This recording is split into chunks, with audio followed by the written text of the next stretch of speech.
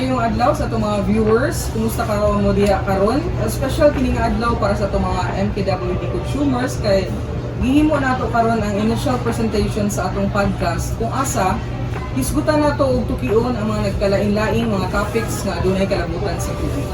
Tinuod ka na, no? This is an initial presentation of our MKWD na katiwan kanimo. And importante kaayo ang atong topic karon kay foremost gyud ni nga pangutana sa atong mga kliyente sa MKWD. How safe is the water that we drink? Kana mga pangutana. Ako si Junval. Ug ako sab si Oji. Welcome kamong tanan sa atong panaghisgot karong adlaw sa walay paglangan G. Yes, Val. Atong i-introduce ang atong guest for our initial presentation. Ang atong guest, ilado kini sa ginatawag nga Bobby, ato ang head sa Microbiological Laboratory sa Metro Kidapawan Water District.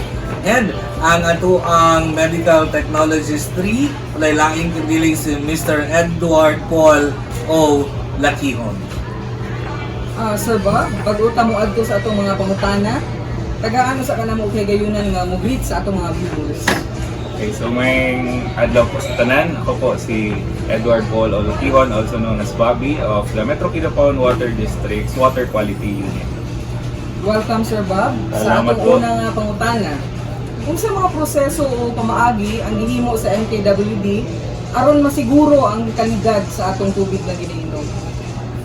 First of all, ang Metro Kidapawan Water District is in compliance pirmi sa atong Philippine National Standards for Drinking Water. So mo niya atong ginasunod na balaod in terms of parameters sa ato ang physical, chemical o microbiological quality sa tubig.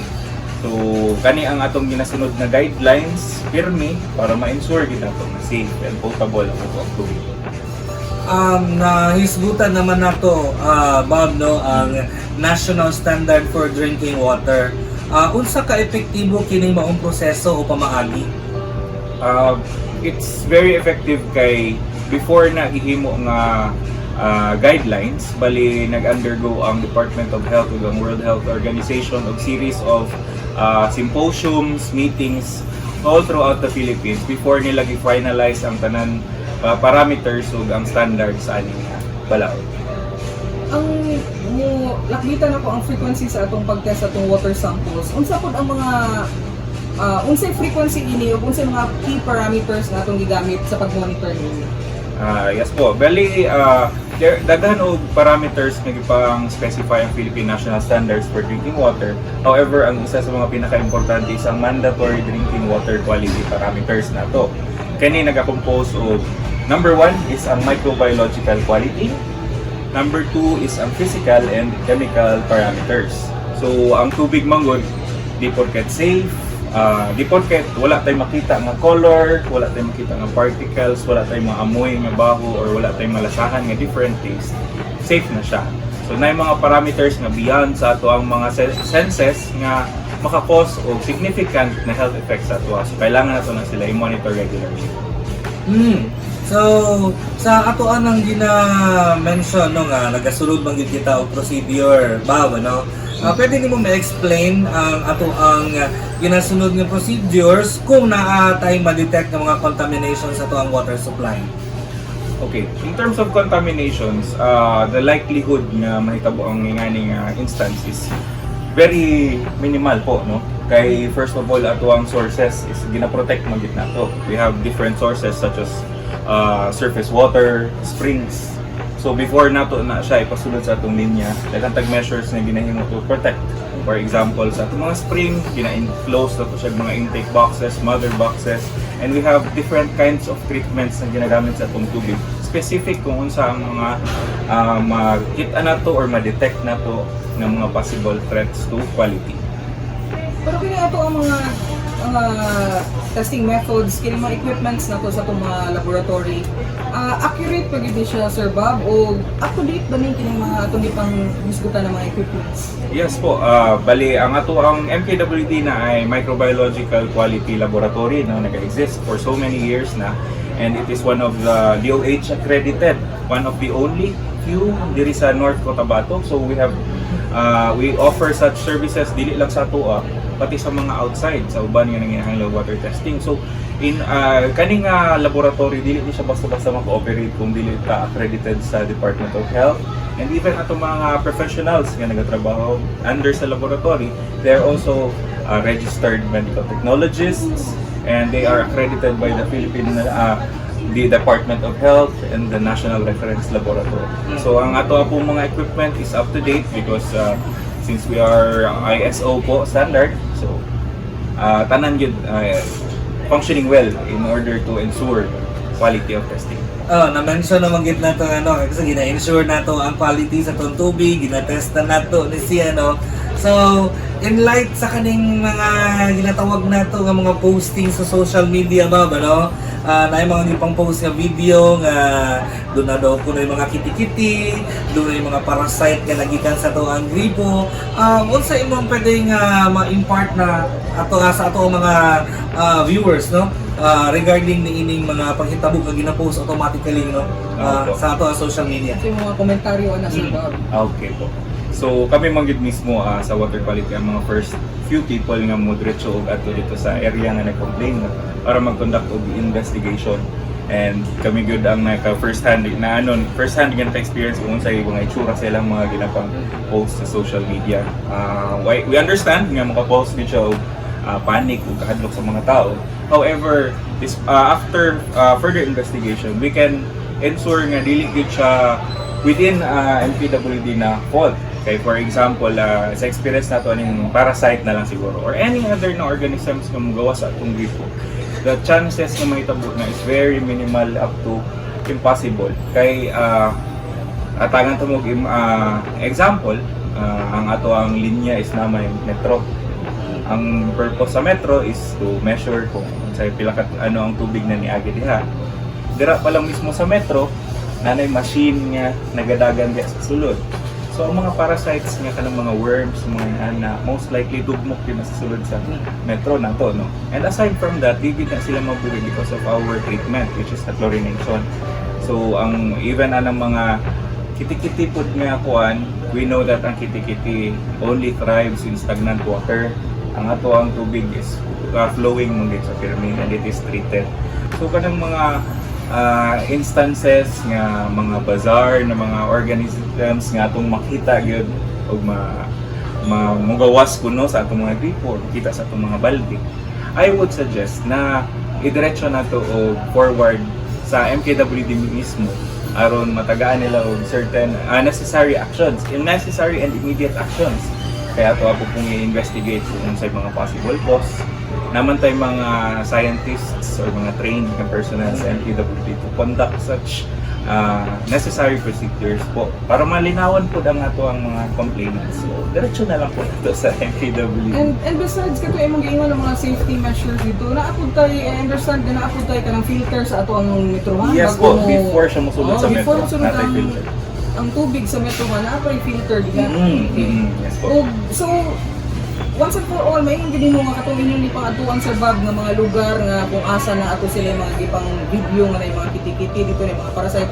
Dili dito sa water district ng tubig. Dili Yes. dito sa Metro Kidapawan. Dili po tugikan sa ato ang service line kaya nga ato ba yung tubig is pressurized ba yan siya mismo. Gikan sa source padulong sa atong mga service lines sa mga pipes dito.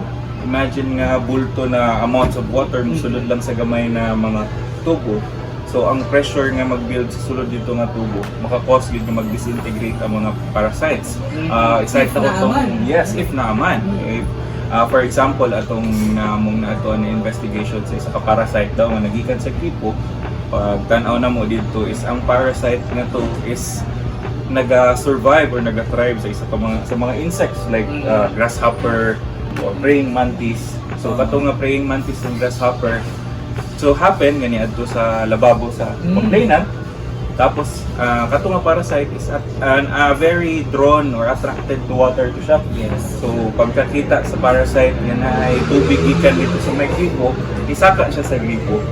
O dito na detect.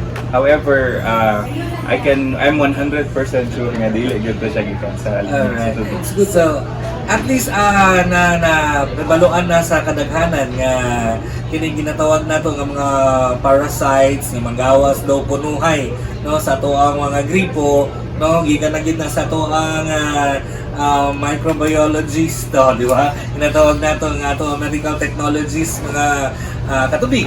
No?